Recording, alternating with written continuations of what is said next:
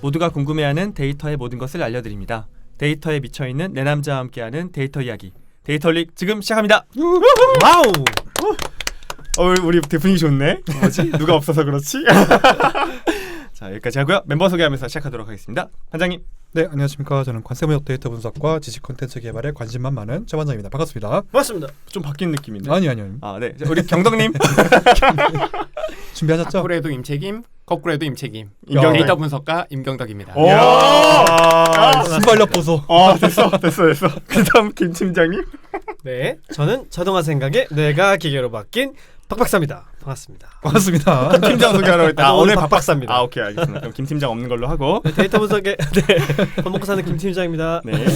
저는 기업에서 데이터 AI 교육을 담당하는 분석꿈나무 조과장입니다. 반갑습니다. 반갑습니다. 오늘 최 반장님 그리고 임책임 임경덕님 네, 그리고 김 팀장님 저기 박 박사님이 텔레파시로 저희랑 교신하고 계시고 이원 생중계 중이죠. 네, 네. 그래서 제 마음속에 있습니다, 박박사는. 네네 그렇게 저희 방송을 하고 있습니다.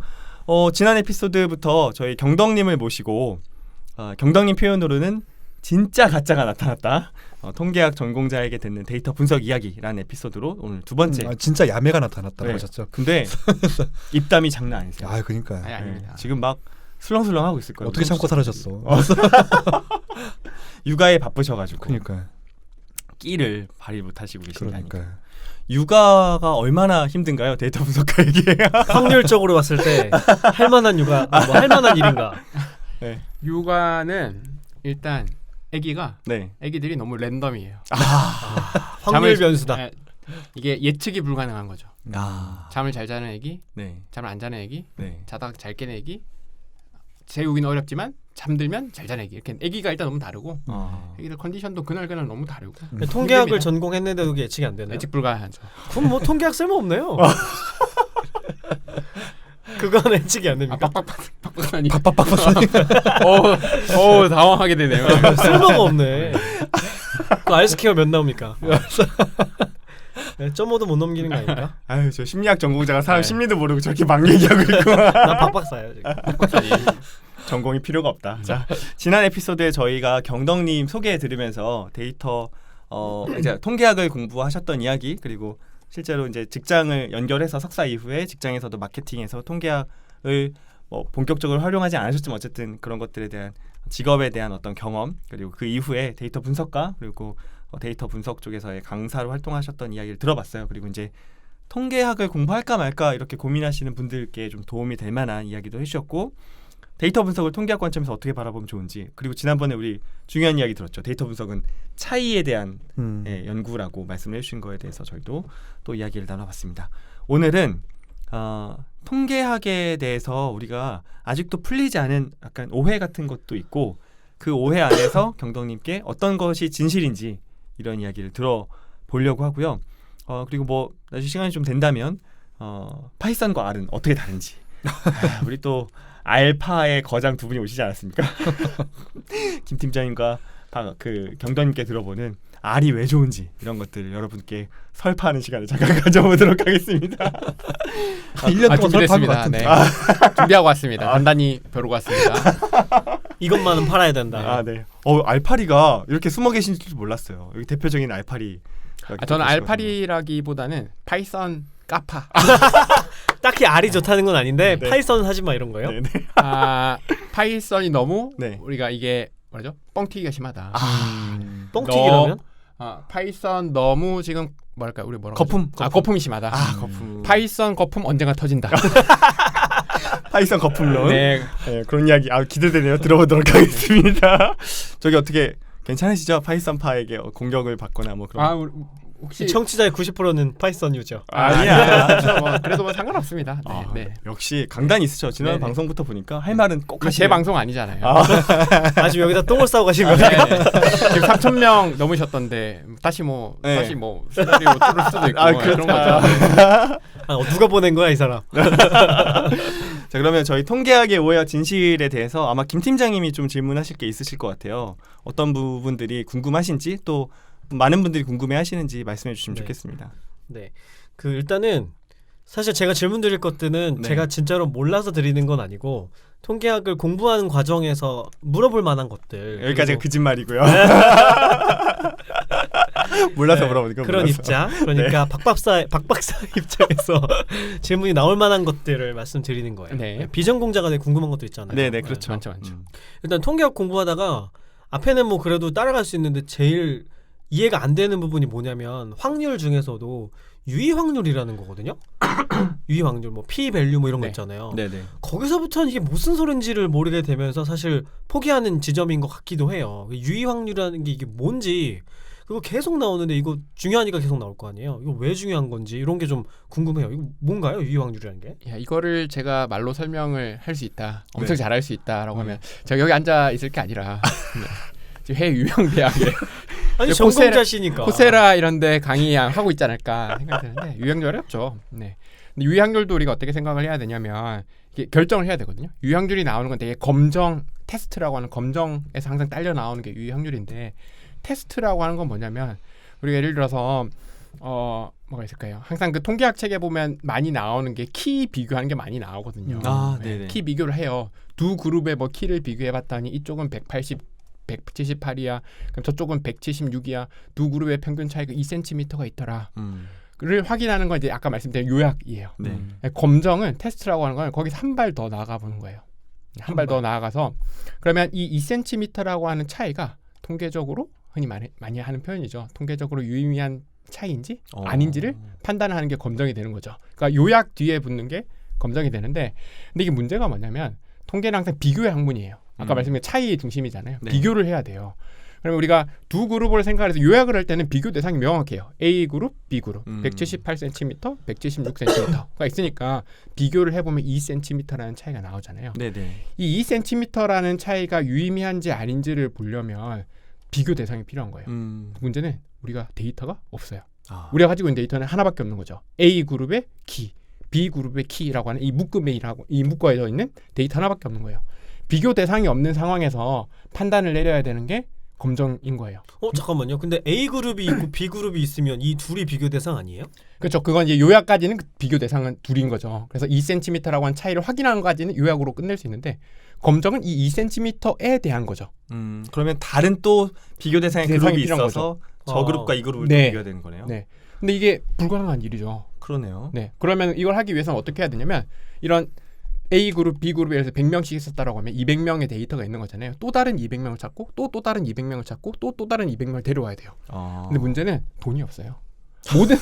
모든 연구들이 검정이라고 하는 것들을 보면 되게 연구에서 많이 나왔거든요. 네. 연구에서는 데이터 수집 과정들이 필요한데 데이터 수집은 아까 말씀드렸듯이 다 돈이거든요. 네네. 네, 어떻게든 실험을 해야 되고 어떻게든 설문하려면 돈이 들 수밖에 없어요. 그러니까 내가 이 2cm라고 하는 게 유의미한 차이인 걸 보이기 위해서 또 다른 데이터를 막 수십 개, 수백 개 덩어리를 만든다라고 하는 건 말이 안 되는 거예요. 죄송한데 네. 그 첫 시작 단추부터가 이해가 안 되거든요. 네네. 2cm가 유의하다라는 명제가 네. 뭘 의미하는지를 모르겠어요. 그러니까 통계적으로 유의미하다 이게 무슨 말이에요? 그래서 이제 나오는 게 우리 흔히 말하는 이제 귀무가설이라고 하는 게 나와요.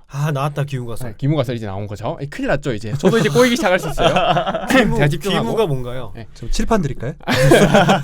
팟캐스트에서 그러니까 이게 뭐냐면 춤 이름인가? 아까 말씀드렸듯이 우리가 데이터 분석이라고 하는 거 목적은 차이를 확인하는 게 목적이거든요. 귀로 네, 추는 네. 춤? 그러면은 맹비난 해야 되는 거 아닐까 이거 아니 관심 주면 안 돼요. 네네. 무시가 맹비난입니다. 그럼 관심을 주면 안 돼요. 관심.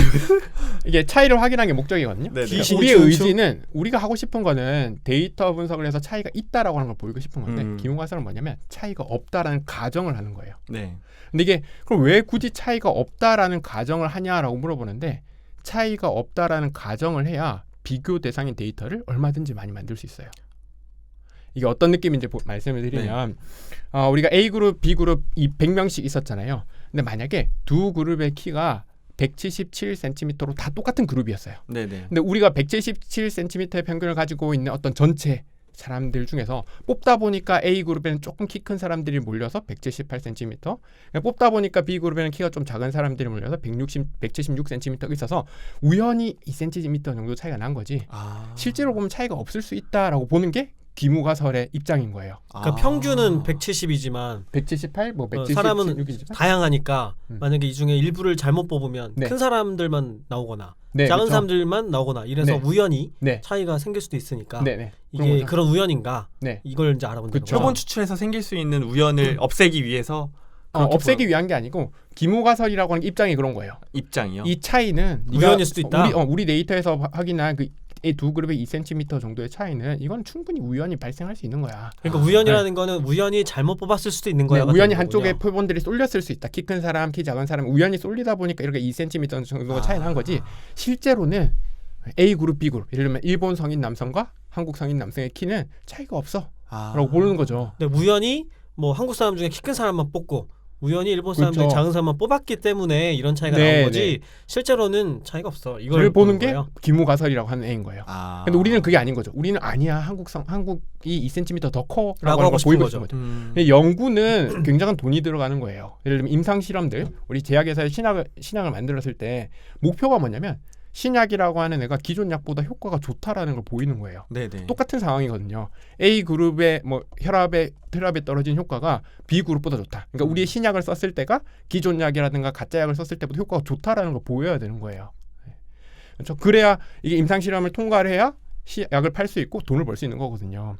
그래서 이걸 보이는 게 중요하긴 한데 목적이긴 한데 기무가설이라고 하는 걸 세팅을 한 건 이유는 뭐냐면 이게 차이가 없다라고 하는 가정을 한 순간 가짜 데이터를 수없이 만들 수가 있어요. 그러니까 아까 말씀드린 건 178cm, 176cm라고 하는 건 100명씩 우리 가지고 있는 데이터잖아요. 네네. 그게 아니라 우리 표준 정규분포, 정규분포 이런 것들 다 배웠잖아요. 네네 이렇게 산 모양처럼 그렇죠? 생긴 거. 그럼 네. 두 그룹의 평균 구해 보면은 177cm입니다. 네. 그렇죠? 정규분포가 뭐예요? 에이 그거는 그거까지가 넘어갑시다.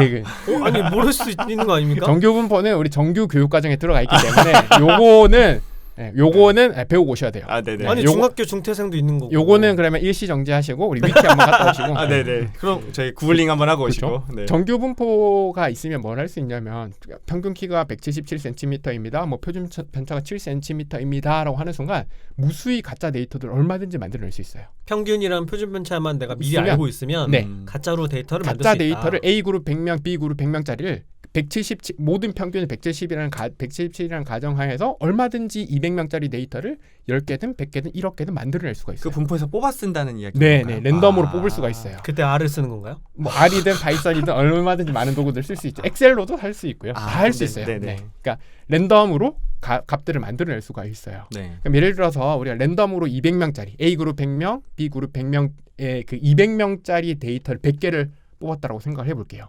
가정 하에인 거죠. 기무가설이라는 가정이 뭐냐면 177cm로 그룹의 그 평균은 동일한데 동일하다는 가정하에서 뽑았다고 생각을 해보면 상식적으로 두 그룹의 평균 키가 차이가 없다라는 가정하에서 뽑았기 때문에 A 그룹, B 그룹 100명씩 모아진 데이터에서 평균 키 계산해 보면 어떤 그룹은 예를 들어서 A 그룹의 키가 조금 크고 네네. 어떤 그룹에서는 어떤 데이터에서는 B 그룹이 좀 키가 클 수 있겠지만 네. 대부분 0 근처에 모여 있을 거란 말이죠. 아, 그럼 평균하면 그게 일종의 분포가 되는 거예요.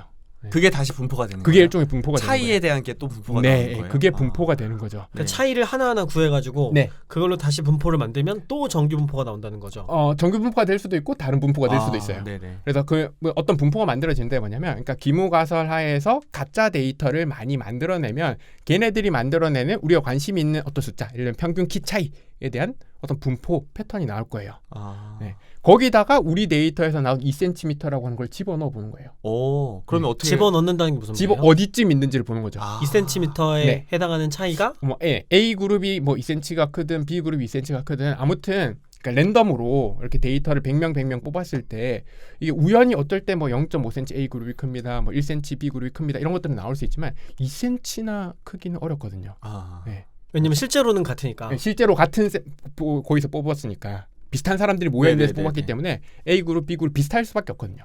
그럼 2cm를 딱 집어넣어 보면 우리 데이터를 실제 데이터를 집어넣어 보면 이게 가짜 데이터 중에서 우리 데이터가 몇 번째쯤 있는지를 볼 수 있어요. 얼마나 큰 차이인지를 볼 수 있겠죠.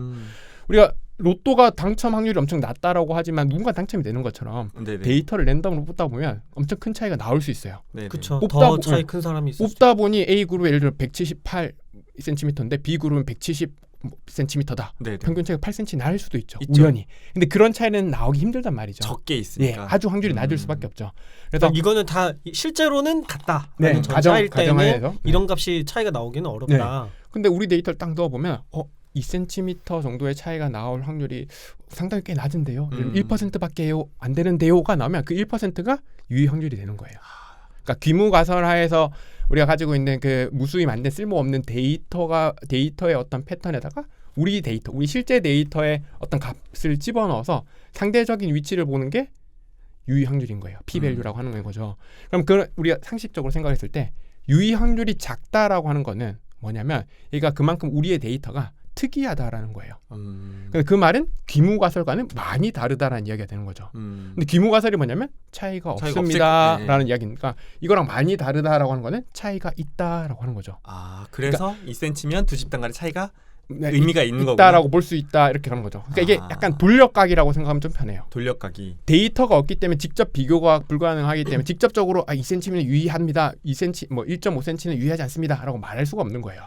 그래서 가짜 데이터를 만들어내기 위해서 귀무가설이라고 하는 일종의 장치를 만들어서 이걸로 가지고 돌려가기를 한다라고 볼 수 있죠.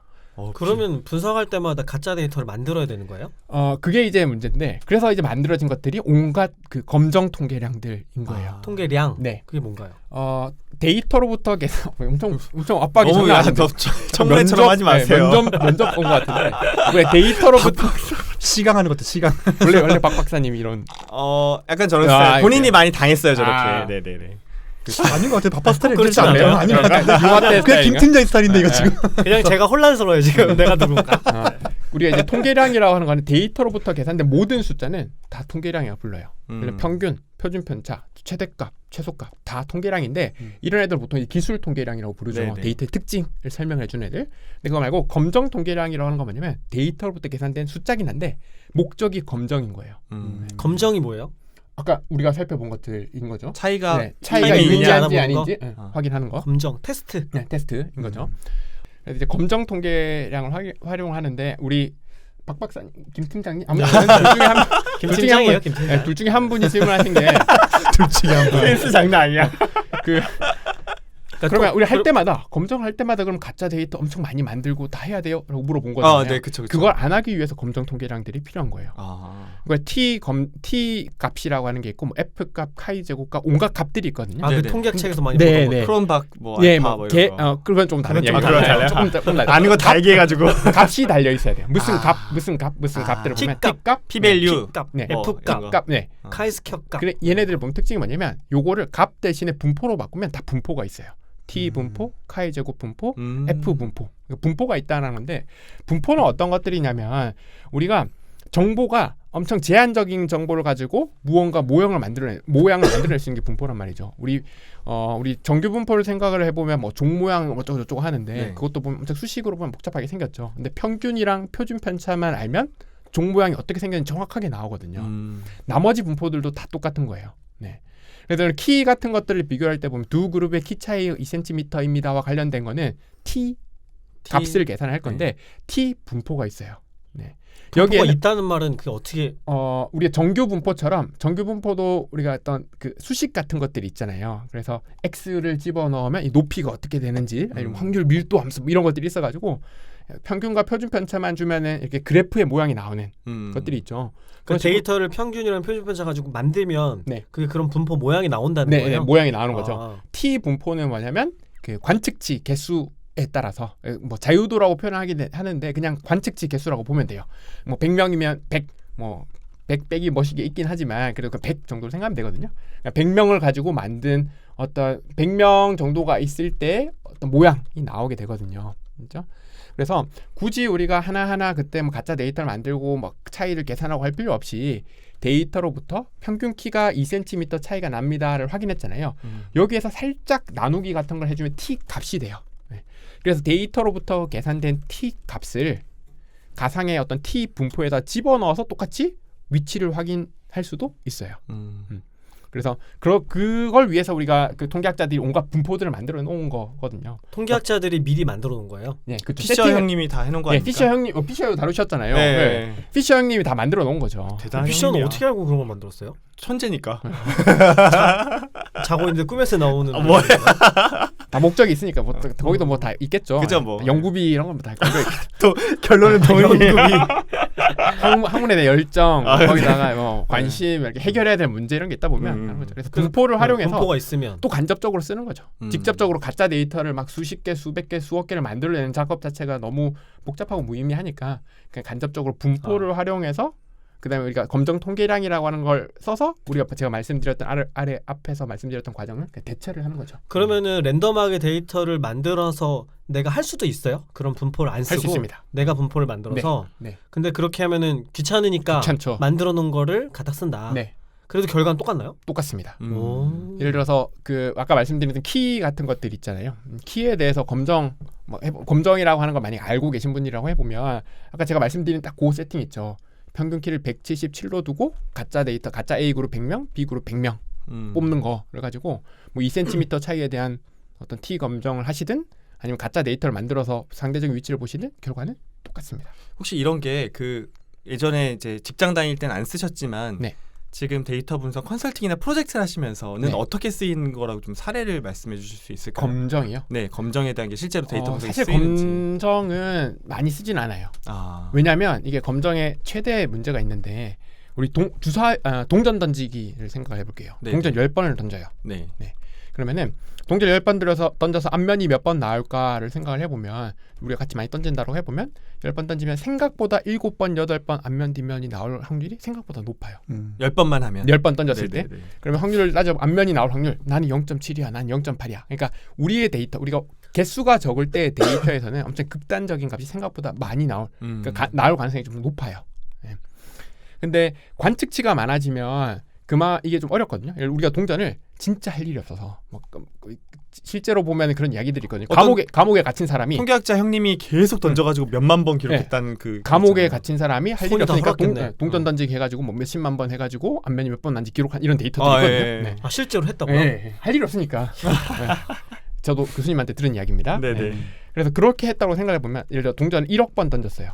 동전을 1억 번 던졌는데 그 중에 뭐 70% 확률로 앞면이 예를 들어서 뭐 7천만 번 나왔다. 불가능한 이야기거든요. 대부분 그렇게 많이 하면 많이 하면은 그쵸 거의 그러니까 우리가 상식적으로 생각하는 그 숫자에 수렴할 수밖에 없죠. 그것도 뭐 통계에서 이야기하는 부분 중에 하나인데 그럼 이게 우리 데이터로 넘어가게 되면 어떤 문제가 생기냐면 그렇죠?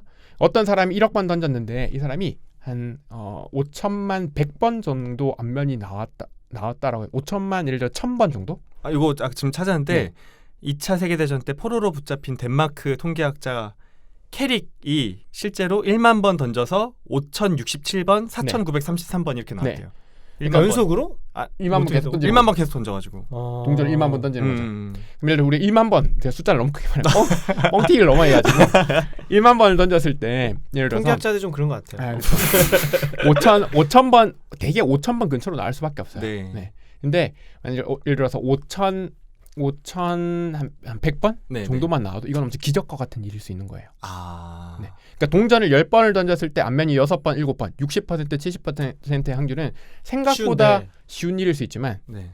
우리가 확률로 따졌을 때 1000번 던졌을 때 5,100번 나오는 게 51%밖에 안 되잖아요. 그렇죠. 네. 나올 수 근데 있을 것 이거는 같은데 생각보다 어려운 일이 되는 거예요. 그렇죠. 똑같이 10,000번 던지는 사람이 엄청 많은데 5,100번 딱 나온 사람은 5,100번 이상 예를 들면 그런 사람 나오기 별로 없을 어려워요. 수도 있겠네요. 그러니까 1000번 던지는 걸 여러 번 하면 그러니까 한 번 10,000번 하고 아니 그냥 10,000번 하고 그쵸, 이렇게. 10,000번만 던져도 그쵸. 뭐, 아니 여러 사람이 있다고 해도 되고 아니면 혼자 해도 되고 혼자 뭐 여러 번 하든 아무튼 5,100번이 넘긴 어려운 거예요. 근데 거의 확률로 따져보면 5대5에 가깝게 나온다는 예. 거예요. 예. 왜 그럴까요? 왜 어려울까? 어렵죠. 이게 왜냐면 개수가 많아지면 그게 우리 지금 비즈니스에서 검정을 쓰기 어려운 이유인데요. 개수가 많아지면 이게 랜덤의 효과가 줄어들 수밖에 없어요. 랜덤의 효과. 네. 네. 그러니까 우리가 뭐 우연. 개수의 법칙이를 부르는 것들이 막 통계에서 막 그런 거거든요. 많아지면 그냥 원래 있던 그 확률로 따라간다라는 거예요. 네. 그러니까 조금만 던지면 우연히 네. 개입될 우연히, 소지가 많잖아요. 뭐 그렇죠. 바람이 휙 불었다거나 손가락을 삐끗했다거나 뭐 네. 아니면 동전이 이상이 있다거나 이럴 수가 있는데 이걸 많이 하면 그런 우연의 효과들이 양쪽으로 다 상쇄되고 실제 우주의 법칙에 가까운 모양이 나오는 예를 들면 이런 건가요? 저희가 뭐 적절한 예가 아닐 수도 있는데 야구할 때 타자들이 이제 타율이 그렇죠. 타자들이 굉장히 많지만 항상 3할 근처로 막 이제 모일 거거든요. 여러 명이 많이 치면. 하니까. 많이 하니까 그게 결코 4할 넘고 이런 거는 만들어질 수가 그 없으니까. 초기를 생각해야 하는 거예요. 보통 이제 비교하는 게 그 시즌 초랑 네네. 시즌 끝났을 때를 생각해보면 시즌 초에는 막 4할 타자 5할 그치, 타자 그게 있죠. 적어는 적으니까 쳤으니까. 혹은 혹은 막 적으니까. 아무것도 못 치는 사람 근데 있을 수 영할 있죠. 타자도 있고. 네. 예. 근데 가다 보면은 다 자기 딱 수준으로 가요. 자기 표준 예. 스타일로 가니까. 자기의 어떤 딱 음. 그 역량만큼의 그 할 만큼을 가잖아요. 칠 그쵸, 만큼 맞아요. 치잖아요. 예, 예. 그런 것과 똑같은 거죠. 비슷한 거군요. 왜냐면 타석이 늘어났으니까. 네네. 이걸 똑같이 이제 비즈니스의 문제를 가지고 오게 되면 문제가 네. 된 게 뭐냐면 지금 비즈니스에는 고객 수라든가 아. 우리의 뭐 액션의 수라든가 이런 것들이 너무 많아요. 아. 삼성카드 예를 들어서 뭐 회원수가 뭐 700만 명 뭐 이렇거든요. 카드사들이 막 다 그래요. 우와. 몇백만 명 다니거든요. 그럼 남자, 여자 뭐 성별 이렇게 나눠봐야 한 그룹에 여기 막 10만 명, 이쪽 10만 명 있어요. 10만 명 두 그룹을 비교를 해요. 이쪽 그룹을 100만 원 썼습니다. 이쪽에 99만 9천 원 썼습니다. 우리 그럼 1,000원 차이거든요. 네. 100만 원에서 예를 들어 1,000원 차이라고 해보면 만 원도 아니고 1,000원 차이니까 0.1%밖에 안 되는 거잖아요. 네. 엄청 작은 차이지만 검정해 보면 통계적으로 유의미한 차이인 거예요. 왜냐면 음. 10만 명이 만약에 똑같이 금액이 똑같이 이 사람들 100만 원씩 쓰는 사람들이야라고 하는 가정 하에서는 그 1,000원 차이도 나오기 어렵다라고 보는 거죠. 아. 그래서 회사의 데이터에 대해서 검정을 적용하게 되면 문제가 되는 게 뭐냐면 뭐 어떤 검정을 하건 다 통계적으로 유의미한 차이가 있다라고 나오는 거예요. 근데 문제는 그걸 가지고 보고서를 들고 하는 순간 내가 싸대기 맞는 거야. 아 그럴 수 있겠네. 보고받는 입장에서는 통계적으로 유의미합니다. 네. 얼마 차인데? 1,000원. 1,000원 차이입니다. 그러면 그 이론은 무의미한 거 아닌가요? 그러니까 왜 해야 돼요? 근데? 그게 이제 검정이라고 하는 게 그래서 사실 과거에 많이 쓰던 방법들이에요. 과거예요? 혹은 지금도 보면은 그 제약회사, 그러니까 관측치가 많을 수 없는 제약회사 임상 실험을 할 때를 생각을 해보면 기켜봐야 뭐. 왜 환자들 막 여기 100만 명, 여기 100만 못 데려오거든요. 만 명 안 돼요. 1,000명도 어려워요. 몇백 명 네, 정도. 몇백 명 많아요. 몇백 명, 몇십 명 데리고 할 수밖에 없거든요. 그런 데서는 아직도 검정이 유의한 거죠. 아. 그러니까 과거에 보면 데이터 분석에서 이제 흐름들을 보면은 뭐 피셔 이런 분들 할 때를 보면 데이터가 지금만큼 이렇게 많던 시기 아니에요. 환경적으로 어쩔 네. 수 없이 이게 좀 이해가 되네. 목적에 따라서 데이터를 수집하던 시기예요. 음. 예를 들어 신작물을 개발했을 때 신작물이 기존 작물보다 효과가 좋다라는 걸 보여야 된다. 피처 형님이 그거 하셨잖아요. 농업적으로. 네, 그런 쪽을 네. 하잖아요. 그러면은 막 밭을 막 수백 개, 수천 개를 막 할 수가 없는 거예요. 그렇죠. 네. 그렇죠. 몇십 개 밭 가져와 가지고 이쪽에 뭐 작물 A, 작물 B인데 물의 양을 어떻게 섞고 뭐 이런 식으로 실험 계획을 해서 하는 거죠. 그러니까 실험 계획을 통해서 실험 액션을 하고 데이터를 수집한 다음에 그다음에 뭔가 데이터 분석하던 시기이기 때문에 데이터, 그러니까 관측지 개수, 행위 개수가 많지 않던 시절인 거예요. 작을 수밖에 없으니까 검정이라고 하는 그때 나왔던 방법인 거죠. 그때는 검정이 맞는데 지금은 그래서 검정을 쓰면은 의미가 없는 거죠. 그러니까 왜 그런 질문인 거죠. 그러니까 빅데이터의 시대인데 소위 그럼 전수 데이터 다 분석하는데 뭐 분포고 유의 확률이고 뭐 추정이고 이게 왜 필요하냐 이런 질문을 이제 많이 한단 말이죠. 네. 그렇죠. 필요가 없죠. 근데 회사에서 예를 들어 큰 회사에서 검정을 해가지고 통계적으로 유의미한 뭐 차이가 있습니다. 뭐 두 그룹 혹은 뭐 여러 그룹을 비교해서 뭐 F 뭐저 우리 뭐 분산 분석을 해서 뭐 어쨌습니다. 이런 거는 다 그거는 말도 안 되는 소리인 거예요. 말도 안 되는 소리다. 네. 통계학 그렇게 쓸모 없다. 이 사람이. 통계학 제가 그 통계학을 잘못 쓰고 있다라는 아. 거죠. 네, 그렇게 쓰면 안 된다. 활용을 그렇게 잘못하고 쓰면 네, 있다. 그렇게 하면 안 된다. 그럼 어떻게 해야 돼요? 방법이 없어요. 방법이 없다. 네, 그래서 그 그룹 간의 차이를 보고 싶으면 방법이 없습니다.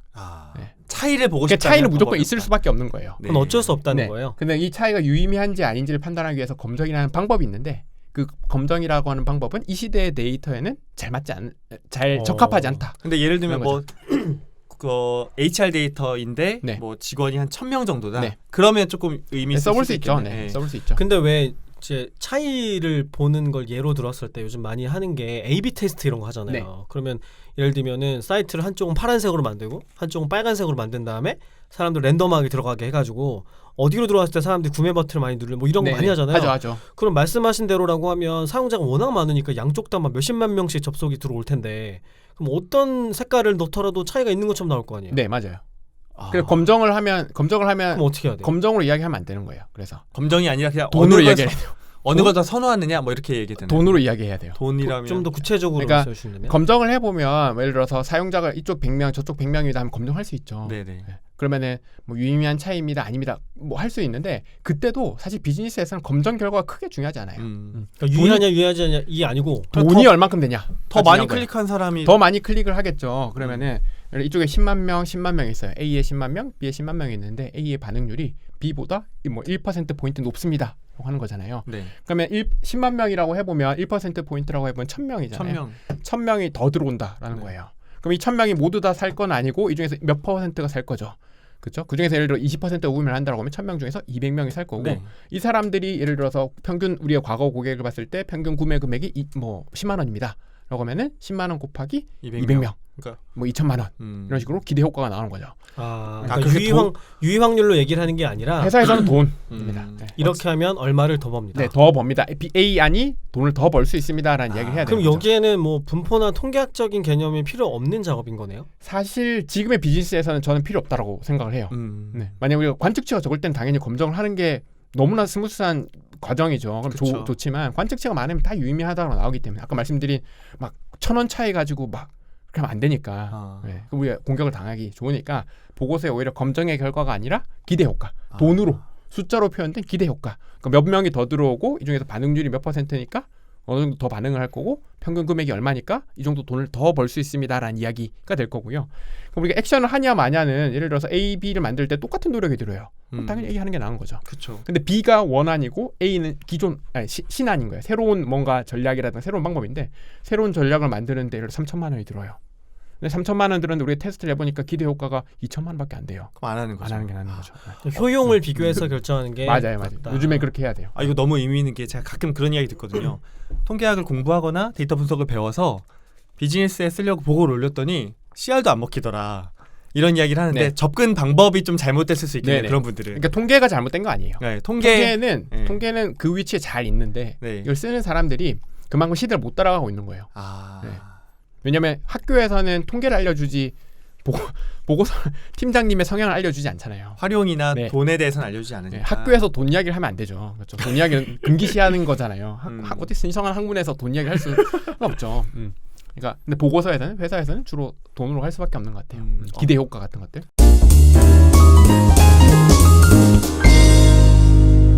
그러면 유의 확률을 네. 사용할 건지 말 건지를 뭘 기준으로 판단해요? 개수 뭐 해보는 것 자체는 문제는 없는 것 같아요. 분석을 해보는 건 해보는 것 괜찮은데. 자체는 문제가 없다. 할 수 있으면.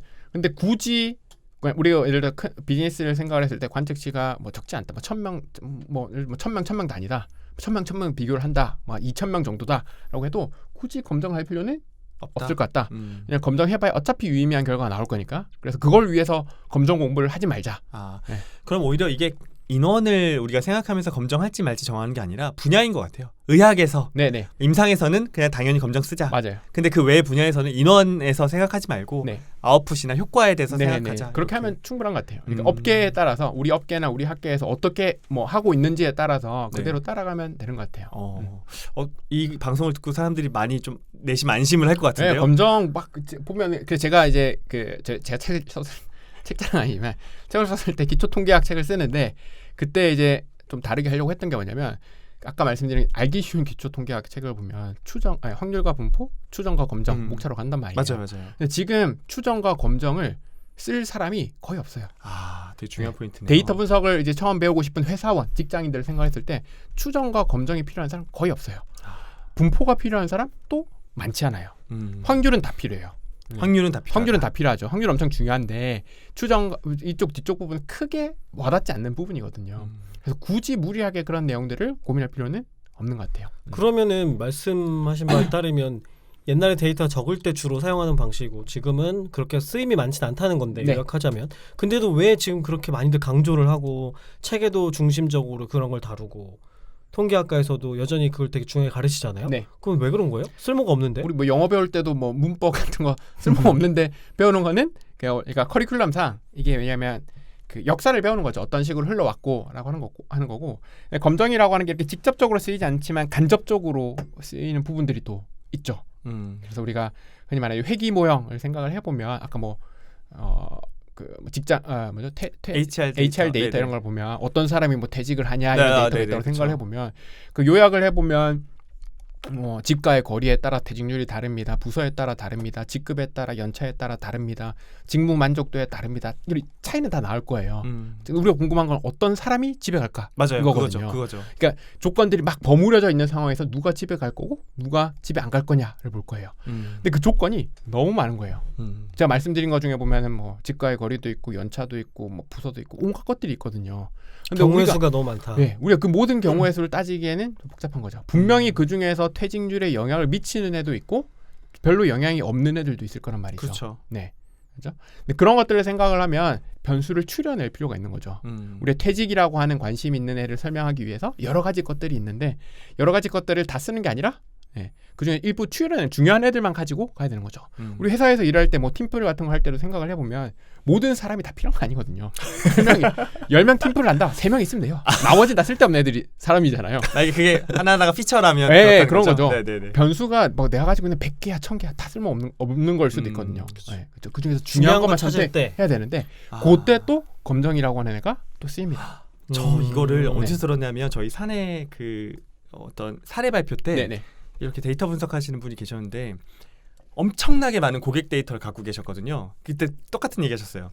고객들이 사는 사람들에 대한 정보를 보면 연령, 지역, 나이 이런 데이터가 있다고 하셨는데 하나도 쓸데가 없대.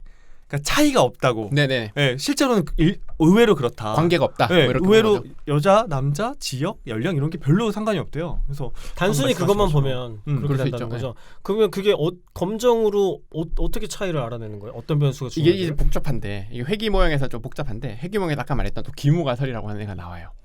그러니까 이거는 이제 이거는 우리가 라디오는 이 오디오로만은 좀 불가능하고 그러면 원래 시각이 필요한데 네, 아니요 네. 그러면 하지 마시고요.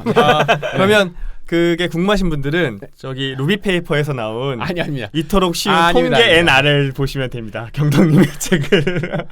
제가 시킨 건 아니지만 네. 그러면 다른 질문할게요. 귀문가설 얘기가 나오니까 네. 드는 또 생각이 귀문가설이 차이가 있지 않다는 걸 전제하고 네네. 분포를 만들어가지고 네. 분석을 하는 거예요. 거꾸로 차이가 있을 거라는 걸 가정하고 이거를 기약할 수 있는지를 보면 안 돼요? 아까 그러면 문제가 생기는 게 뭐냐면 차이가 있을 거다라는 가정을 하면 얼마만큼 차이가 있는데라는 부분이 필요해요. 그럼 뭐 내가 예상해서 예를 들면 한 10cm 차이 있을 거야. 네. 한 다음에 그렇게 차이가 있는 두 데이터를 이제 랜덤하게 만들어가지고 분석을 한다거나 이런 방법은 없나요? 가능하죠. 그러니까 이게 뭐 주로 검정에 쓰지 않지만 예를 들어 10cm 차이가 있을 거야. 두 그룹의 차이는 10cm야라고 하는 걸 가정할 수가 있어요. 네. 그럼 이게 10cm보다 더 많이 차이가 나는 건지 아닌 건지에 대한 검정은 가능하죠. 그렇죠? 근데 그냥 차이가 있을 거야라는 거를 규모가설로 둘 수는 없는 거예요. 왜냐면 그러니까 차이가 딱 정확하게 10cm다라고 하는 순간 가짜 데이터 무수히 만들 수가 있어요. 네네. 그렇죠? 만들면 10cm, 되니까. 10cm 차이가 나는 가짜 데이터 만들 수 있잖아요. 근데 그냥 차이가 있다라고 하는 순간 가짜 데이터를 만들 수가 없어요. 기준이 없고. 기준이 없어요. 네. 얼마나라는 기준이 없는 얼마나는 거예요? 기준이 없으니까.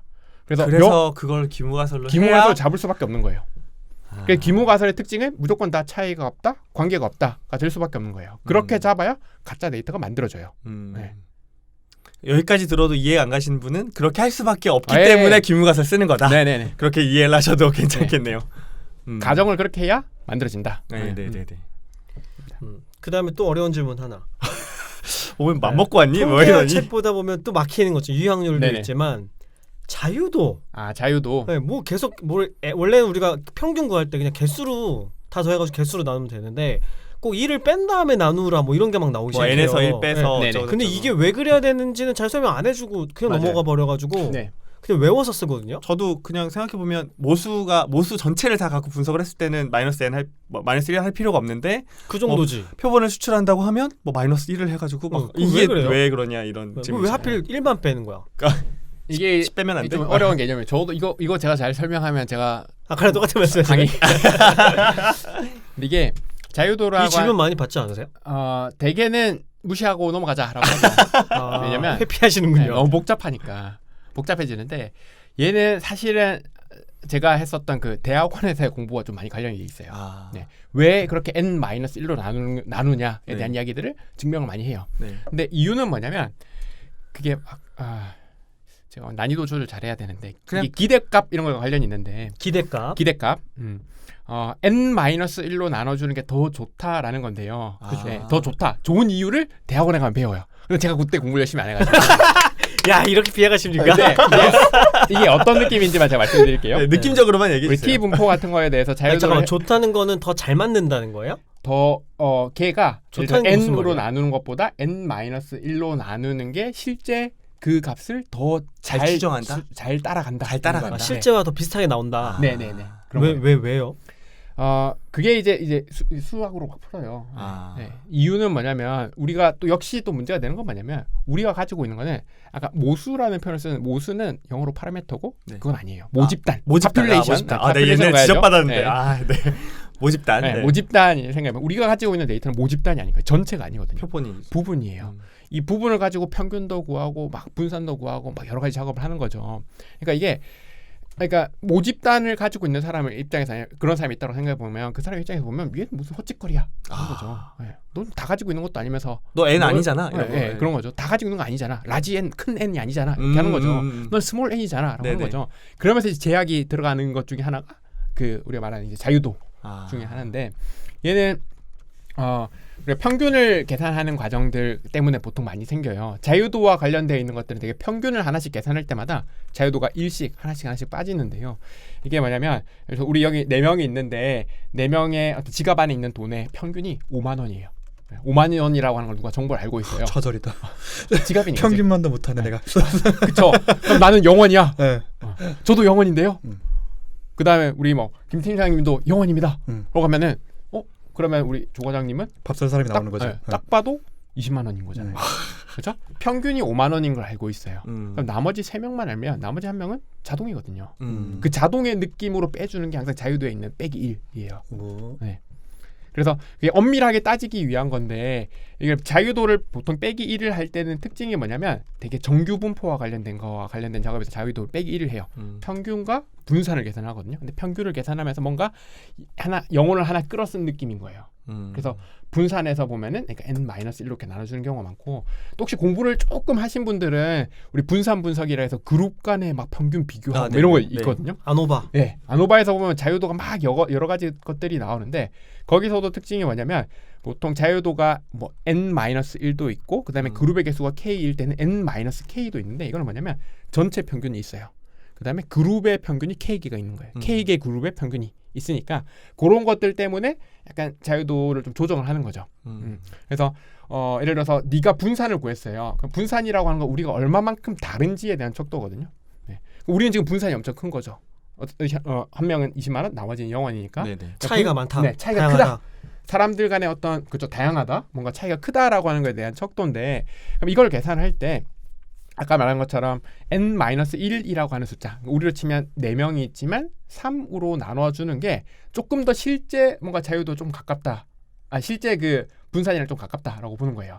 왜냐면 지금 우리는 4명밖에 없는 상황에서 우리가 분산을 구한 거죠. 흔히 말하는 이제 표본 분산을 구한 건데 그게 아니라 막 사람들이 모든 사람들 뭐 팟캐스트를 듣는 모든 사람들이 있다라고 했을 때 그 사람들의 있는 주머니 있는 돈은 다 다를 수 있잖아요. 그렇죠. 그때 이제 분산은 또 다를 수 있단 말이죠. 그러니까 모집단에서의 분산이라고 하는 건 엄청 더 다를 수 있는 건데 우리 일단 4명만 가지고 분산을 계산해야 되는 상황이라고 해보면 그때는 n보다는 n-1을 나눠주는 게 실제 모집단의 그 분산을 더 잘 따라간다라고 하는 거를 대학원에 가서 배우더라고요. 그러니까 논리적으로 증명하고 예. 온다. 예. 아. 그래서 증명을 그게 더 낫다라고 하는데 네. 저는 그런 거에 대신 뭐 사실 와닿진 않았어요. 그래서 그러니까 열심히 안 했습니다. 배웠지만 와닿지 않을 수 있네요.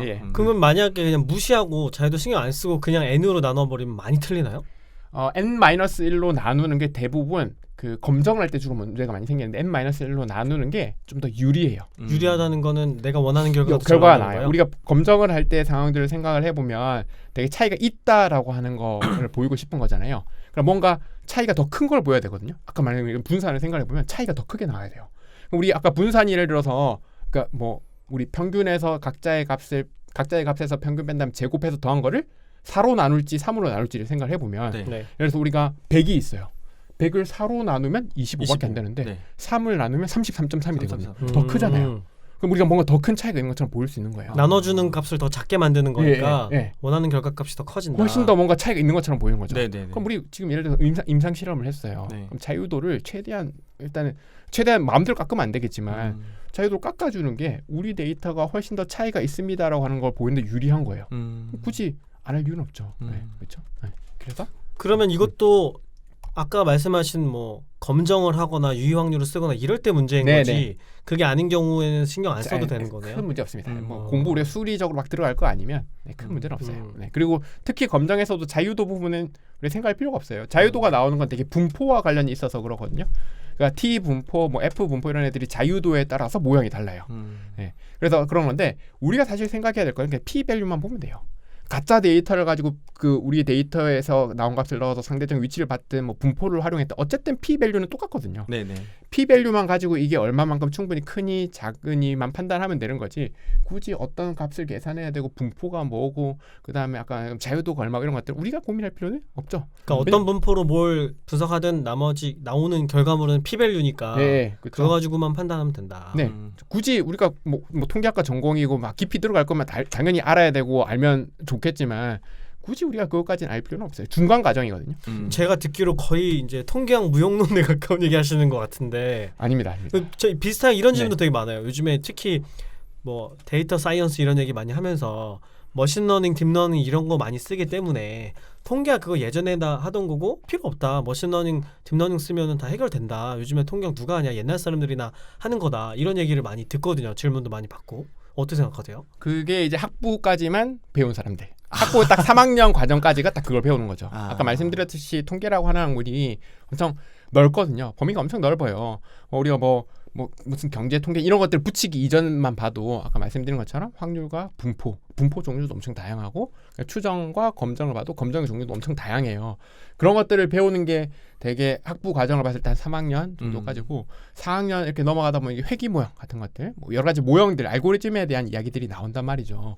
예를 들어서 뭐 SVM 이런 뭐 알고리즘 있다라고 생각해 보면 이런 알고리즘 막 온갖 것들이 많잖아요. 그게 그러면 어디 뭐 머신러닝이니까 저기 뭐 이공계에서 나왔냐? 그건 아니거든요. 통계에서 나왔잖아요. 예, 뭐 알파 뭐죠? 그 카트라고 하는 뭐 의사결정 나무 알고리즘 이런 것, 디시전 트리 이런 알고리즘 어디서 나왔냐? 여기서 나오고 저기서 나오고 온갖 다 나온단 말이죠. 그러니까 검정까지만 통계라고 생각하는 사람이 있다라고 하면 그 사람은 헛배운 사람이다. 그러니까 머신러닝도 통계학과에서 만든 거다. 겹친다. 상당 부분이 겹치는 부분이 있다. 그러니까 뭐 검정까지만 통계라고 생각하는 사람은 못 배운 사람이다. 오히려 못 배운 사람이다. 이게 이런 분들 근데 이런 사람들이 근데 좀 많죠. 저쪽에 그 저기 우리가 싫어하는 파이썬 많이 쓰시는 분들이 이런 생각을 많이 해요. 파이썬 많이 쓰시는 분들 중에 그러니까 그쪽 공부를 많이 하시는 분들 있죠. 파이썬을 많이 쓰시는데 이런 통계 공부를 길게 하지 않고 그러니까 통계 공부를 공학 쪽 전공 하신 분들이 주로 하신 분들이 이제 통계를 공부하기 위해서 바깥에서 접하는 책이 아까 말씀드린 알기 쉬운 기초 통계학이에요. 확률과 분포, 추정과 검정이거든요. 거기서는 SVM이고 뭐 이런 거 안 나오니까. 다루니까 통계잖아요. 기초 통계학인데 여기 있는 거 아무것도 쓸 데 없는데 우리가 배운 뭐 머신러닝 온갖 기법들 쓰면 훨씬 더 잘할 수 있는데 이거 왜 써? 이렇게 되는 거죠. 그러니까 통계라는 전체를 보지 못하고 일부만 보고 이게 통계니까 나머지는 통계 아닌데 머신러닝 통계 아니네 이렇게 받아들이는 거다. 그렇죠. 네가 하는 게 다가 아니거든. 그렇죠. 이거군요. 앞쪽 부분만 본 거예요. 앞쪽 부분에서도 그것도 보면 아까 말씀드린 과거의 것. 과거에 뭐 피셔 이런 분들은 이미 수십 년 거의 뭐 100년 전 이야기잖아요. 네네네. 100년 전 이야기에서 예를 들어 한 10년, 20년, 한 90년, 80년 전까지 했던 것들이 다 검정에 대한 이야기들이 엄청 많은데 뭐 재는 것도 좀 있겠지만요. 그러니까 진성 통계학에서는 그런 것도 다 공부를 한다. 당연히 하는 게 맞죠. 하는 게 맞는데 요것만 딱 보고 통계학 별거 없네라고 말하는 분들이 생각보다 밖에 많다. 그러면 딥러닝은 어때요? 딥러닝도 통계학에 들어가나요? 뭐 이게 좀 그렇죠. 이게 서로 이제 발걸치기의 문제인데 수학도 발걸치고 다 걸치고 있어서 좀 그런데 딥러닝 뭐 뉴럴 네트워크 이런 것들 알고리즘 보면은 다 제가 느끼기에 뉴럴 네트워크에 그런 알고리즘 레이어가 들어가고 이런 것들을 보면은 되게 우리 통계에서 하는 약간 차원 축소 기법들과 좀 유사한 점들이 엄청 많아요. 풀어내는 것들을 보면 엄청 닮아 있거든요. 그러니까 전 딥러닝 공부한 적이 없지만 대충 보면 제가 아는 지식으로 대충 이렇게 어떤 느낌인지를 알겠어요. 아까 말씀하셨던 그거네요. 통계 전공하면 대충 이게 새로운 알고리즘도 비슷한 것들 맞아떨어지는 부분들이 많단 말이죠. 그럼 그 딥러닝이라고 하는 알고리즘이 과연 갑자기 하늘에서 아니면 어떤 천재가 갑자기 뜩 하고 만들었을까? 그건 아니다라는 거죠. 그러면 그런 검정들 건너뛰고 바로 그냥 머신러닝, 딥러닝부터 해도 상관없는 거예요? 전혀 문제 없다라고 공부할 때도 그런 거 몰라도 추정 검정 쪽은 사실은 몰라도 전혀 문제 없다라고. 그러나 오해는 하지 말자. 머신러닝이 통계랑 전혀 관계 없고 그것만 뭐 써 있는 건 아니다. 근데 왜 대학도 그렇고 사설 교육기관도 그렇고 커리큘럼 순서를 보면 앞에 이런 계절 통계 다 하고 그 다음에 뭐 선형회계 이런 거 하고 그 다음에 이제 뭐 머신러닝 모형 비슷한 거 가고 그 다음에 딥러닝 가고 이런 순서가 있잖아요. 그런 순서가 있기 때문에 이걸 공부하는 사람 입장에서는 이걸 알아야 앞에 걸 알아야 뒤에 걸 알 수 있고 활용할 수 있구나 이렇게 생각하게 되잖아요. 근데 그게 아니에요? 이게 좀 맞물리는 부분들이 있긴 한데 그러니까 끈이라고 하는 걸 생각을 해보면 끈이 이렇게 굵은 끈이 쭉 가는 느낌이 아닌 거예요. 방금 제가 들은 커리큘럼은 굵은 끈이 쭉 가면서 이게 통으로 이렇게 막 쭉쭉 가는 게 아니고 아주 중간중간에 보면 얕은 끈들이 있어요. 그러니까 추정과 검정 사실 필요 없긴 한데 회귀 모형을 배우기 위해서 거기에 보면 변수 선택 과정에서 검정이 들어가니까 안 하긴 좀 못한 거예요. 약간씩 관련 있다는 거예요. 거기서 약간 껴 들어가는 거죠. 그렇다고 그것만 배우기에는 또 너무 순서 예. 없고 체계적이지 않게 예, 배우니까. 약간 관련이 되어 있는 거고 그다음에 이게 회귀 모형이라고 하는 거는 우리가 다룬 머신러닝 알고리즘에서 아주 기본적인 거거든요. 여기서 보면은 우리 관심 변수니 아니면 뭐 설명 변수니 뭐 이런 변수에 대한 어떤 개념이라든가 이 변수에 대한 관계들에 대한 어떤 세팅 모형이라고 하는 어떤 세팅이니까요. 그런 세팅에 대한 아주 기본적인 개념들이 있기 때문에 얘가 엄청 유용한 거죠.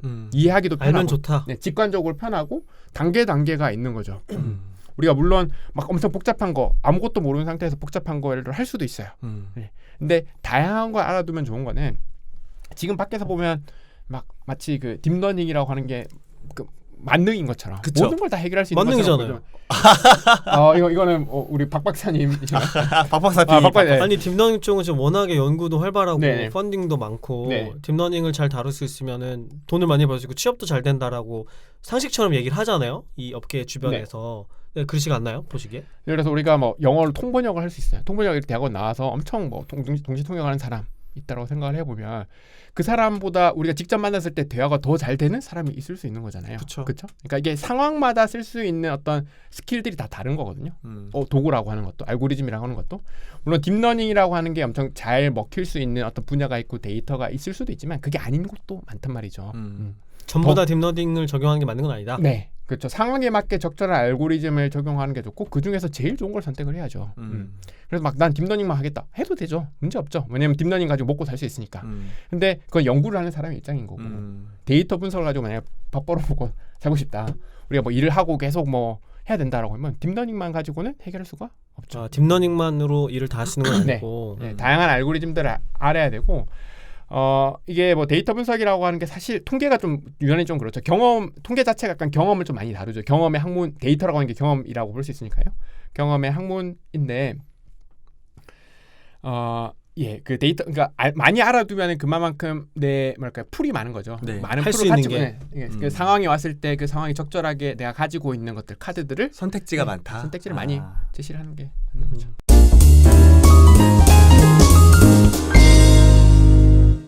이게 그 아까는 왜 파이썬 거품이다 이런 얘기 하셨잖아요. 네네. 그거랑 이것도 좀 관련 있는 얘기 아닙니까? 왜냐면 딥러닝 하려고 그러면 파이썬 하라 이렇게 맞아요, 추천하잖아요. 맞아요. 네네. 그 사실 지금 파이썬이 인기 있는 이유 중에 하나도 딥러닝 딥러닝 네네. 하려면 파이썬 해야 되니까 이런 거 같은데. 텐서플로 해야 돼. 네. 텐서플로 파이썬밖에 안 되네. 네. 뭐 이런 그쵸? 느낌이잖아요. 맞아요. 근데 왜 거품이라고 하시는 겁니까?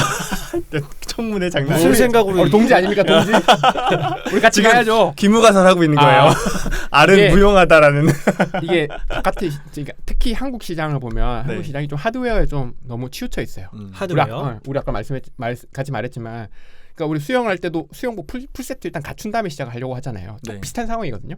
바깥의 시장을 봐도 바깥의 이제 업체들을 봐도 주로 하드웨어 중심이에요. 네. 그러니까 한국의 업체들을 생각을 해보면 막 뭐 흔히 말하는 데이터 컨설팅 하는 회사가 또 있지만은 대개 주로 서버와 관련된 일을 하는 회사들이 네. 많아요. 근데 그 서버와 관련된 하드웨어와 관련된 일을 하는 회사들이 각자의 어떤 뭔가를 가지고 있냐? 그건 아니에요. 다 외국에 있는 뭐 오라클이나 라이센스 떼와가지고 10% 붙여가지고 그냥 넣고 그 마진 챙겨가고 있는 비즈니스란 말이죠. 근데 그런 식으로 하드웨어 중심의 시장인데 그분들이 이제 데이터 분석이 뜨니까 이쪽으로 많이 넘어오시죠. 관심도 많고 그것 자체는 문제가 안 돼요. 근데 그분들이 배우기 조금 더 좋은 언어가 파이썬이죠. 개발자가 만든 언어고 좀 더 개발과 좀 친숙한 언어니까. 근데 데이터 분석을 할 때를 생각을 해보면 굳이 파이썬만 집착할 필요는 없거든요. 근데 파이썬이 막 만능이다 뭐 이런 이야기가 좀 많이 나오고 있는 것 자체가 좀 일단 마음에 들지 않는다. R도 똑같이 할 수 있다. 네네. 첫 번째고 그러니까 지금 회사들의 전략을 세울 때 보면 파이썬을 우선시하죠. 아까 말한 것처럼.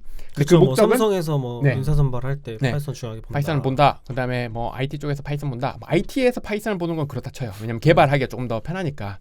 근데 제가 드는 의문은 그 회사의 그 수많은 사람들이 다 개발을 하냐? 그건 아니거든요. 그건 아니죠. 네. 대부분의 사람들이 개발과 관련이 없는 일이에요. 그럼 데이터 분석만 잘하면 되는 사람들이 대부분이다라는 거고.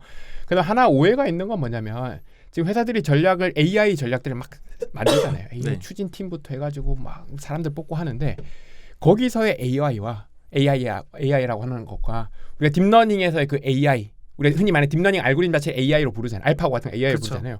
요거와는 좀 엄청난 차이가 있거든요. 어떻게 달라요? 많이 다르죠. 아까 말한 그 AI라고 하는 거는 그 우리가 약간 전략으로서의 AI, 그러니까 회사에서 방침으로서 AI는 진짜 아까 말씀드린 것처럼 회사 사장님 옆에 혼자 있어서 모든 업무를 할 수 있는 자동화 느낌. 진짜 인공지능인 거예요. 사람을 아. 대체할 수 있는 애. 근데 지금 알고리즘으로서의 딥러닝 같은 알고리즘으로서 AI라고 하는 부르는 것들은 뭐냐면 우리가 주제가 엄청 명확하거든요. 이미지 인식, 음성에 대한 인식 이런 식으로 특정한 주제 하나에 대해서 무언가 사람처럼 비슷한 행동을 할 수 있는 거예요. 네. 그렇죠. 그러니까 지금 AI라고 회사들이 말하는 AI 알고리즘 AI는 약간 이게 아티피셜 인텔리전트잖아요. 제 느낌으로는 아티피셜 AI인 거예요. 짭 AI. 아티피셜이 하나 더 붙은 거예요? 네. AAI. AI인 거예요. 그러니까 진짜 그런 사람을 대체할 AI가 아니고 이게 혼동이 온 거예요. 그러니까 AI 추진팀이니까 당연히 AI를 해야 되는데 알고리즘은 딥러닝 이렇게 연결이 되는 거죠. 그러니까 전략으로서의 AI와 흔히 우리가 딥러닝이라고 부르는 그 알고리즘을 대체하는 그 AI를 좀 구분을 해야 되는데 이걸 구분이 좀 안 되고 있어요. 네. 지금 시장 자체가 이게 구분이 안 되다 보니까 이게 막 뒤섞여 있다 보니까 이게 문제가 되는 건 뭐냐면 이게 나중에 거품이 생각보다 꺼지기가 이게 생각보다 거품이 크게 꺼질 수 있을 것 같아요. 확 꺼진다. 팡 하고. 예, 이게 왜냐면 빅데이터가 비슷했거든요. 빅데이터 빅데이터. 처음 나왔을 5년, 10년 전에 처음 나왔을 때도 막 난리였거든요. 온 회사들이 막 한참 빅데이터다. 하도 막 날렸죠. 네. 하도 막 다 바뀐 거 아무것도 없거든요. 그러네. 생각해보니까. 아무것도 바뀐 게 없어요. 그러니까 그때 하도 유행했듯이 지금 파이썬 유행하는 거다. 파이썬 확 유행한 다음에 아무것도 바뀐 거 없이 끝날까 봐 저는 그게 걱정인 거예요. 파이썬 도구 자체가 안 좋다라고 하는 게 절대 아니에요. 그렇죠. 네. 아까도 통계학이 무용하다는 게 아니라 이제 방법을 잘 써라라는 네, 거니까. 파이썬이든 R이든 분석 도구거든요. 네. 분석 도구가 중요한 게 아니에요. 수영 우리가 운동화 축구 하는데 아디다스 입었니 나이키 이 중요한 게 아니잖아요. 좀 기분 다른데요? 기분은 좀 다르긴 하죠. 그렇죠. 근데 막 뭐 축구를 하려면 나이키지 이건 말이 안 되는 거죠. 그렇죠. 지금 근데 그런 상황이다라는 거죠. 그래서 우리가 조금 더 관심을 가져야 되는 건 좀 소프트웨어적인 측면들이에요. 그러니까 외국에 있는 유명한 소프트 알고리즘들 만드는 분도 계시지만 우리 국내에서도 좀 이렇게 잘하시는 분들이 좀 많아져. 저희 같은 쩌리가 낄 때는 아니고 똑똑한 분들이 많이 해져서 알고리즘 소프트웨어적인 측면에 좀 회사들이 좀 많아졌으면 좋겠다라고 하는 거고 하드웨어를 파시는 분들이 너무 좀 뻥을 치지 않았으면 좋겠다. 그것도 좀 장사가 네. 되니까 자꾸 그쪽으로 몰아가는 거 아니에요? 마케팅으로. 근데 그분들이 파이썬이 편하거든요. 네. 시장 자체가 좀 파이썬 쪽으로 너무 과장이 되어 있어요. 그러니까 파이썬이 나쁘다고 하는 게 아니라 근데 그렇게 되면 문제가 되는 게 뭐냐면 실질적으로 회사들이 얻는 게 아무것도 없을 수 있거든요. 그래서 요즘에 파이썬 강좌들이 좀 없어지고 다시 R 강좌 생기고 내부적으로 좀 그런 게 있어요. 좀 제 생각에 좀 그래요. 그러니까 근데 기왕에 할 거라 그러면 파이썬 하면은 나중에 개발도 할 수 있는 거잖아요. R로는 그렇죠? 개발은 좀 어려울 것 같은데 네. 그러면 파이썬을 처음부터 하는 게 나은 거 아닙니까? 이게 이제 우리가 아까 했던 그 완벽 준비론인 거죠. 나중에 혹시나 할지도 몰라. 나중에 다 개발할 수도 있어라고 하면서. 그럼 파이썬을 해도 돼요. 실제로 우리가 학생들 고등학생 대학생들이 있다. 그럼 나는 좀 IT 회사에 가고 싶고 하면 파이썬 준비하면 되죠. 근데 그게 아니라 우리 기존의 회사를 다니고 있던 분들이 생각해 보면 제 기준으로는 파이썬에 비해서 R이라고 하는 도구가 조금 더 나을 수 있어요.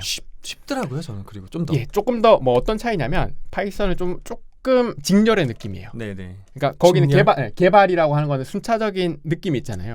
A가 완료가 되면 B로 넘어가고 B가 만들어지면 C로 가고 D로 가고 E로 가고 이렇게 뭔가 차곡차곡 가는 거고 단계를 해결하는 느낌이 좀 강해요. 파이썬 언어도 보면 이렇게 점 이런 걸 많이 쓰거든요. 네네. 데이터를 불러온 다음에 데이터 점 헤드 이렇게 실행하면 데이터에서 위에 있는 게 막 보여져요. 네네. 약간 그런 느낌으로 직렬의 느낌이 강하다 그러면 R은 되게 함수 중심이거든요. 우리 함수를 많이 쓰는 게 어디냐면 엑셀이에요. 엑셀을 쓰시는 분들이 if 이런 거요. 기능 중심. 엑셀 많이 쓰시는 분들이 R 배우면 생각보다 비슷한 부분이 많아서 금방 배워요. 물론 파이썬도 함수 중심으로 다 바꾸는 라이브러리들이 있긴 하지만 본질적인 언어를 봤을 때 그래서 R이라고 하는 도구가 그런 측면에서 조금 더 쉽게 와닿을 수 있다. 쉽다. 엑셀을 쓰시는 분들 기준으로 조금 더 쉽게 와닿을 수 있다라는 거고. 우리 흔히 IDE라고 해서 그 도구들을 쓰는 프로그램 별도의 프로그램이 있는데 보통 파이썬을 쓰시는 분들은 주피터, 그것도 파이참, 그런 것들 많이 쓰시죠. 그거를 써보면 거기도 약간 명령어가 느낌이 약간 직렬의 느낌이에요. 순서대로 위에서부터 쭉 내려오는. 위에서부터 아래대로 쭉 가는 느낌인데 우리 R 쓰시는 분들은 다 R 스튜디오 쓰잖아요. R 스튜디오는 스튜디오. 우리의 그 모든 직장인의 바탕화면처럼 난잡하게 이것저것 화면이 다 만들어져 있어요. 스크립트가 있는 곳, 그다음에 뭔가 명령어가 실행되는 곳, 그래프가 뜨는 곳, 콘솔이 있고 탐색 뭐 이런 탐색기도 거. 이렇게 달려 있고 여러 가지들이 막 달려 있어서 이거는 직렬의 느낌이 아니라 이것도 했다가 저것도 했다가 할 수 있거든요. 그런 느낌. 동시에 여러 가지 업무를 네. 하는 데이터 분석이라고 하는 게 생각보다 정답이 명확해서 그거를 순서대로 해결하는 과정이 절대 아니에요. 그쵸. 네. 데이터 분석은 데이터 가지고 온 다음에 이것도 해보고 저것도 해보고 되는지 안 되는지 막 이거 해보고 막 난리가 나거든요. 찔러보기 느낌. 직렬의 느낌이 절대 아니에요. 개발의 느낌이 날 수가 없는 게 데이터 분석이에요. 개발은 로지컬하게 순차적으로 직렬이 가야 개발이 되는 네, 거고 네. 데이터 분석은 그런 게 아니다. 데이터 분석은 방향이 정해지고 하는 게 아니라서. 맞아요. 그런 이것도 거죠. 여기도 가고 저기도 가고 이거 했다가 저거 했다가 난리가 나야 되는데 그걸 해결할 때를 생각을 해보면 RStudi오가 좀 더 편해요. 그러게 보니까 주피터 노트북이 그런 면에서 불편하네요. 엄청 불편해요. 순서대로밖에 네네. 못하니까. 네. 확실히 저 이거 되게 공감이 많이 네, 가네요. 네. EDA 할 때도 콘솔에서 계속 쳐보면서 네. 이것저것 만져봐야 되는데 주피터 노트북 그냥 쭉 가면 위로 한참 올라가야 돼요. 그죠 네. 위로 올라가야 되고. 저도 왜냐면 하도 궁금해가지고 저도 패스 캠퍼스에서 100만 원 강의 조금 할인 받아가지고 들어봤거든요. 강의를 들으셨어요? 네. 들어보니까 좀 차이가 있어요. 그리고 그래서 오히려 파이썬 쓰시는 분들도 지금 R에 보면 RStudi오에 보면 파이썬 스크립트 실행 가능하거든요. 그렇게 네. 되더라고요. 그래서 오히려 거기서 쓰시는 게 더 나을 수도 있어요. 분석하는 데이터 거라면 분석할 때는. 개발이 RStudio 아니고. 때문에 강력해진 것도 있겠네요. 있죠. 네. 그러면은 앞으로 개발도 할 거고 뭐 그런 것까지 염두한다 그러면 파이썬 쓰는 게 맞지만 네. 현업에서 내가 당장에 분석을 하려고 한 사람이면 R이 좀 쉽고 네. 더 분석에 특화된 툴이기 때문에 네네. 좀 편하다. 네네. 그래서 R을 추천드린다. 네, 저는 추천합니다. 그럼 R은 거품이 없나요? R도 거품이 빠질 수 있는 거 아닙니까? 근데 지금 사실 도구 자체 그러니까 제가 말씀드린 약간 파이썬은 거품이다라고 하는 거는 파이썬을 그 도구로 내세우고 있는 시장이 거품이다라고 하는 거지. 파이썬 자체가 언어가 파이썬이 거품이라는 게 언어는 절대 아니라 거품이 아니죠. 이거를 쓰는 언어는 엄청 이걸 다루는 사람들이 엄청 좋은 도구죠. 그러니까 나이키, 아디다스 둘 다 좋은 거예요. 네. 네. 그리고 점점 이게 서로의 단점을 보완하고 뭐 장점을 따라하고 이렇게 하면서 비슷비슷해지고 있거든요. 서로 많이 만난다면서요? 엄청 또 닮아졌어요. 개발자들이. 거의 네. 비슷해졌고 그냥 같이 쓸 수 있는 것도 있고 그냥 우리가 굳이 막 개발 이런 거에 대해서 고집할 필요가 없는 게 어떤 거냐면 점점 바깥에 있는 도구들은 점점 전문 특화된 도구들이 따로 나와요. 개발할 때 파이썬으로 그러니까 우리 흔히 말하는 그 완전 원툴이죠. 하나의 도구를 가지고 다 할 수 있지만 하나의 도구를 가지고 다 하는 것보다 부분 따로 하는 게 훨씬 더 효율적인 시대거든요. 그렇죠. 훨씬 더 잘하는 애들이 다른 도구들이 있어요. 개발할 때 쓰는 도구. 네. 파이썬을 가지고 개발하는 회사도 있겠지만 그게 아니라 개발할 때 다른 도구를 쓰는 회사들이 많거든요. 예를 들어 그쵸. 자바를 가지고. 언어 많으니까 네, 또. 네. 그렇죠. 그런 걸 생각을 하면 굳이 하나의 도구만 집착할 필요는 또 없어요. 그래서 해보는 게 중요하다. 근데 뭐 도구를 선택하실 때 뭐 R과 파이썬 중에 뭘 하냐? 그러면 뭐 학생이면 아무거나 선택해도 돼요. 수업 들을 수 있는 거. 그다음에 직장인이시면 서점 가가지고 R 책도 보고 파이썬 책도 보고 그 중에서 내 눈에 조금 더 잘 들어오는 거 아니면 아까 제가 말씀드렸듯이 그 내가 하는 업무와 조금 더 닮아 있는 비슷한 거 있는 걸 선택하셔서 쭉 따라가 보시면 좋을 것 같습니다. 네. 저희 이제 시간이 많이 돼가지고 네. 조금씩 마무리를 해야 되는데 최 반장님 너무 관전 모드로 계셔가지고 반장님 계시죠 여기? 네. 여기 계십니다. 유튜브 보시면 여러분이 최 반장님 계십니다. 눈도 뜨고 있고요. 네. 반장님 혹시 하나 정도 질문 궁금하신 거 있으시면 아니요. 더 이상 질문하면 안 될 것 같고요. 네. 네. 네. 그러면 저희가 오늘은 특히 이제 통계를 공부하는 분들이 항상 탁탁 막히는 부분들을 김 팀장이 워낙 그런 질문을 많이 받아오셨으니까 오디오인데도 막 근데 확실히 대답하시는 그 깊이가 좀 다른 것 같아요. 저희가 지금까지 저희끼리 막 가볍게 야 기무가설 왜 하는 걸까? 막 이렇게 나눈 이야기랑은 좀 차원이 다른 이야기를 들려주셔가지고 저도 먹고 살아야 돼서 5년 동안 하면서 어떻게 설명해야 될까 엄청 고민 많이 했거든요. 한두 번 대답하신 느낌이 아니었어요. 네, 그래서 똑같은 이야기 합니다. 네. 기무가설이라든지 아니면 뭐 A/B 테스트라든지 자유도라든지 그런 걸 많이 이제 좀 특히 공부해 보셨던 분들이 오늘 방송 들으시면 많이 해소가 되셨을 것 같아요. 그래서 그런 이야기 다뤄보고 머신러닝, 딥러닝을 하면 통계학이 필요 없는 거 아닌가 이런 오해도 좀 풀어보고 파이썬 자체가 거품이 아니라 그걸 막 시장에서 이끌고 있는 그런 것 자체에 대한 좀 문제점을 말씀하셨고 반대편에서 이제 R이 왜 좋은지에 대한 도구에 대한 장점도 설명을 하셨어요. 그래서 이제 두 개의 우리 경덕님 모시고 했던 에피소드 마무리하면서 우리 멤버분들의 소감 듣고 경덕님 소감 듣고 마무리하도록 하겠습니다. 최 반장님 어떻게 들으셨어요? 네, 지난주 방송과는 다르게 이번 주 방송의 경우에는 제가 이렇게 수업을 들을 걸로 마음의 준비 못 하고 와가지고 네네. 그래서 조금 당황하게 됐는데 어쨌든 일단 나와주신 건 너무 감사드리고요. 저희 데이터 올리기 첫 게스트이십니다. 그래가지고 너무 감사드리고 앞으로도 아마 저희가 뭐 루틴하게는 아니라도 종종 이렇게 다양한 분야의 또 분들을 모시고 할 수도 있는데. 청취자 여러분들 저희 뭐 콘텐츠 만드는 사람들 입장에서는 제일 좋은 게 피드백이거든요. 네네. 네. 구독과 좋아요 그리고 이렇게 경도님 나오셨던 말씀에 대해서 또 반박하시거나 아니면 또 뭐 반박을? 공감하시거나 무엇이든 좋으니까 피드백이 정말 가장 큰 양분이 되거든요. 그래서 네네. 구독과 좋아요 댓글 좀 많이 부탁드리고요. 다시 한번 우리 경도님 너무 감사드립니다. 아, 잘 들었습니다. 감사합니다. 고맙습니다. 네. 네, 파이썬 사용자분들 댓글 달아주세요. 김 팀장님 어떠셨어요? 저는 사실 오늘 질문 드린 것들이 제가 많이 받는 거예요. 많이 받고 대답하기 껄끄러운 것만 모아가지고 자기가 힘든 거를 갖고 왔어 오늘. 근데 너무 하나하나를 다 너무 친절하게 쉽게 이해되게 설명해 주셔가지고 저도 맨날 받던 질문이라. 그죠. 네. 그래서 제가 이걸 그대로 가져다 이제 쓰면 되겠다라는 생각이. 와 사심 채우기 방송. 그리고 확실히 전공자는 다르다. 고민의 깊이가 다르다 이런 생각이 들었고 아마 통계학 공부하다가 막혀서 그냥 넘어갔던 부분들 아마 오늘 듣고 많이 해결이 되지 않으셨을까 하는 생각이 들었습니다. 너무 좋았어요. 네. 저도 오늘 방송 들으시면서 아마 지난번 에피소드랑은 다르게 오늘은 어렵다는 느낌을 받으신 청취자분들이 되게 많으실 것 같아요. 근데 사실은 어떻게든 데이터 분석 공부를 시작하게 되면 반드시 궁금할 수밖에 없는 포인트들이 오늘 설명이 됐다고 생각을 하거든요. 그래서 아마도 이런 부분들이 사전에 궁금하셨던 분들은 풀으셨을 거고 지금 당장 이런 궁금증이 생기지 않으셨던 분들도 분명히 맞닥뜨리게 되는 하나의 벽들이 있으니까 오늘 방송 잘 들으셨다가 또 이해가 안 가시거나 하면 다시 한번 방송 들으시면서 저게 자유도라는 게 뭐구나 뭐 기무가설이라는 게 뭐구나라고 숙지하시면서 나가시고 그리고 오늘 지난번 방송 이번 방송 통해서 경동님이 정리를 많이 해주신 것 같아요. 사람들이 혼란스러워하는 것들 좀 명쾌하게 본인의 관점으로 그러네요. 그래서 공부를 하는 방법 이걸 알아야 되냐 왜 알아야 되냐라는 부분들이 되게 명쾌하게 많이 정리돼서 청취자분들한테 특히 데이터 분석 공부하시는 분들한테 굉장히 많이 도움되지 않으셨을까. 저도 하나 첨언드리면은 네. 제가 들었던 종합 과정에서 제가 두 가지 제일 큰 벽에 부딪혀서 좌절을 했던 게 검정 부분하고 수학이라는 거였거든요. 네네. 근데 그 두 가지를 말씀을 이번 방송에서 해주셔가지고 네. 진작 좀 뵀으면 좋았을 지가 거예요. 진작 만나셨으면 두 시간에요. 두 시간에 다 해결이 된다. 그 덕분에 종합반 과정을 저는 망쳤다고 평가를 하거든요. 너무 어렵게 공부하셔가지고 그 벽에 부딪힌 다음에 좌절해서 맞아요. 그냥 과정 자체가 망가진 거죠. 그냥 그래서 좀 아쉬웠던 기억이 있어서 되게 그때 기억이 많이 떠오르더라고요. 통계학 공부 시작하기 전에 이 방송을 먼저 들어야 되지 않을까. 기술 통계까지 너무 재밌게 들었었는데 그 이후에 맞아요. 검정 어려워요. 부분부터 나오면서는 이걸 왜 하는지도 모르겠으니까. 우리 방송의 기치가 그거 아닙니까? 우리가 고생했던 것들을 청취자분들은 좀 덜 그죠. 고생하게 하자라는 게 이래 저희 때 했던 유학하면은 삽질을 덜하게 하자 이런 그렇죠. 방송이어서 유학하면 하지마. 저도 이야기할 때 네. 약간 그런 느낌이었던 것 같아요. 그죠, 그죠. 어렵습니다. 쉽지 않습니다. 그렇죠. 마지막으로 우리 경동님 소감 듣고 저희 오늘 방송 마무리하도록 하겠습니다. 지난 방송과 다르게 네. 제가 이제 하다 보면 톤이 올라가요. 지금 말도 빨라지고 강의 톤으로 일부러 아, 내주신 예. 거예요. 말이 올라가죠. 이게 워낙 내용도 많고 복잡한 내용이라서 네. 시간이 없어가지고 네. 설명을 하려면 네. 빨리빨리 해야 돼서 네. 좀 올라갔는데요.